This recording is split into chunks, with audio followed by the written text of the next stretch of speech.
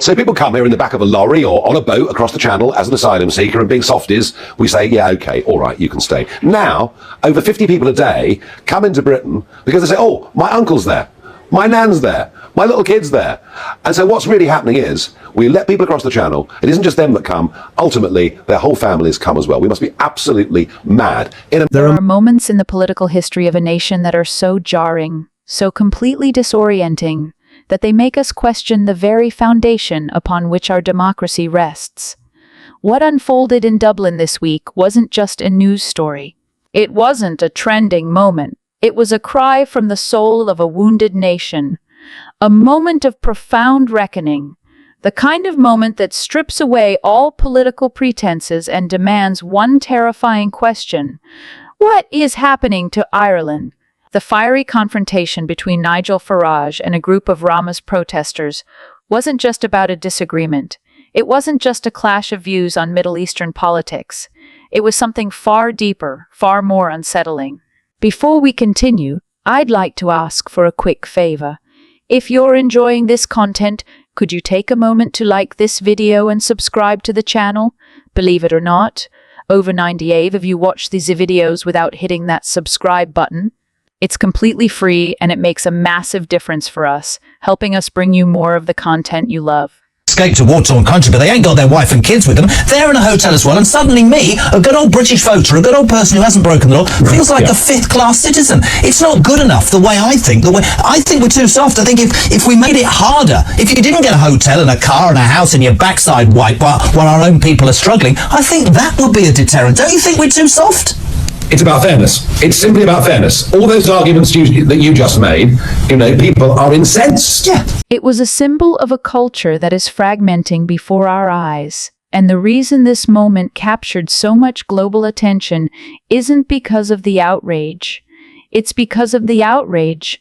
It's because of the silence that surrounded it. Let's be clear about what happened.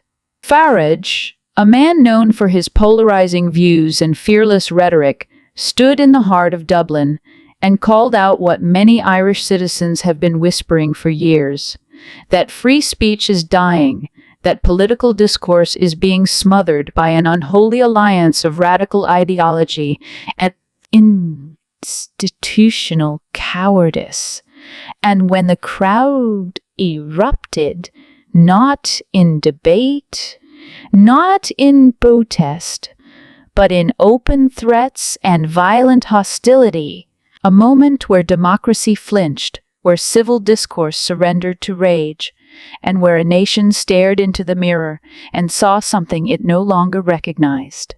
This has been resumed. Politics is back. The economy is front and centre. But what no one wants to talk about is what's happening in the English Channel and its impact longer term on this country as we see race riots going on in Leicester. I want to ask the simple question: is mass open-door immigration benefiting Britain? Let me know your answers. Farage. We witnessed something terrifying: the collapse of civil society. But what shook so many wasn't just the rage in the streets. It was the response, or more accurately, the lack of response, from the Irish government. Where were the defenders of democracy? Where were the voices that were supposed to rise in unison and declare, "We may not agree with Nigel Farage, but he has the right to speak"? Where was the Taoiseach? The ministers? The journalists who so often claim to champion liberty? Instead, what we saw was a wall of silence. Cut off. Because if we're going to have a complete open door between now and the end of the Brexit process, goodness knows how many more people will come. Yesterday's figures from the ONS showed our population grew officially last year by over 500,000 people, and we do need, before long, We saw something terrifying: the collapse of civil society. But what shook so many wasn't just the rage on the streets. It was the reaction, or lack thereof, from the Irish government. Where were the defenders of democracy? Where were the voices that were supposed to rise in unison to say, "We may not agree with Nigel Farage, but he has the right to speak"? Where was the Taoiseach, the ministers, the journalists who claimed to fight for liberty? Instead, what we saw was a wall of silence.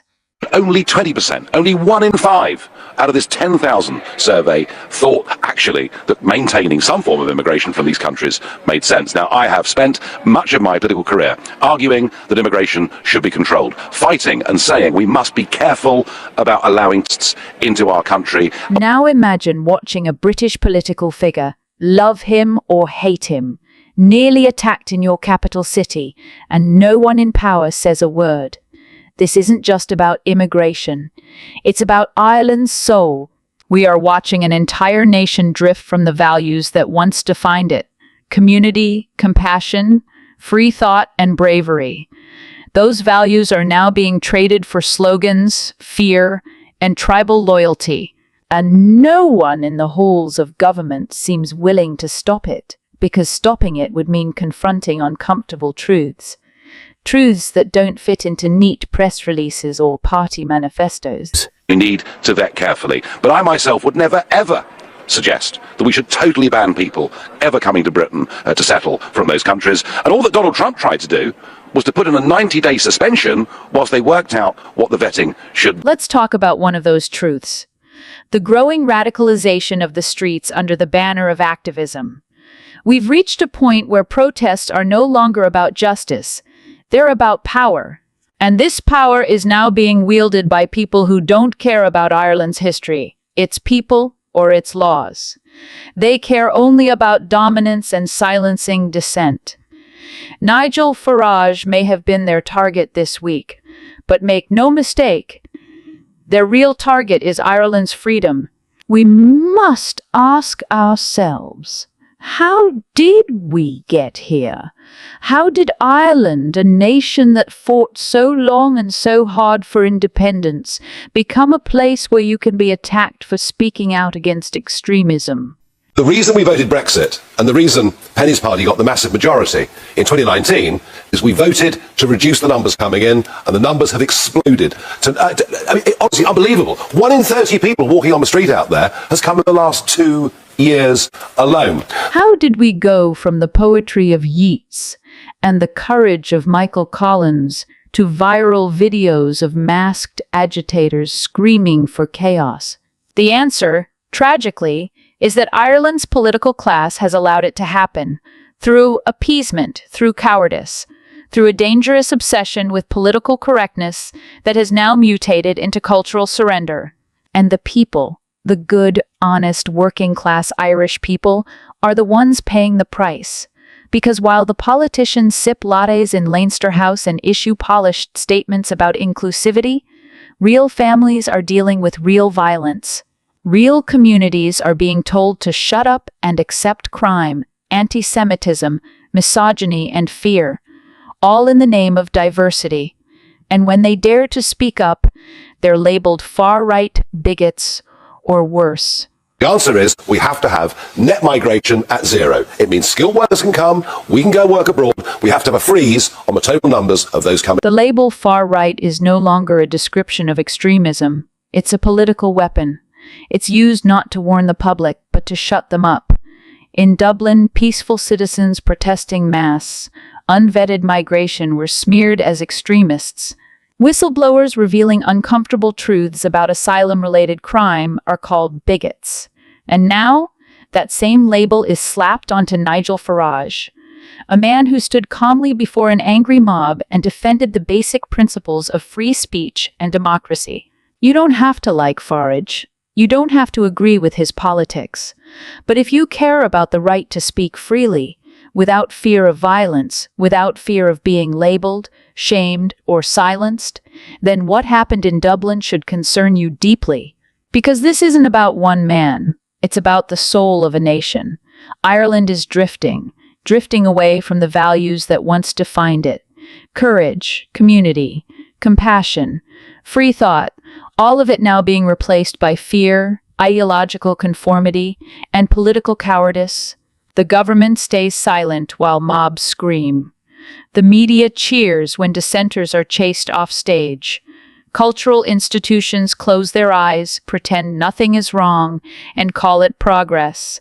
But the people know better. Irish citizens, good, honest, working-class people, see what's happening. They hear the threats in their neighborhoods. They see the rising crime, the growing tension, and the fear no one dares talk about on RT. And worst of all, they've been conditioned to stay silent. Because if they speak, they'll be labeled next. This is how freedom dies, not in one dramatic moment, but slowly, silently, in whispers of fear. But it doesn't have to end here. Ireland is still a proud country. It still has brave voices. This dark moment, this shameful silence from leaders, can be a turning point, but only if people have the courage to speak up. Not for Farage, not for any political party, but for Ireland, for its future, its integrity, and its soul.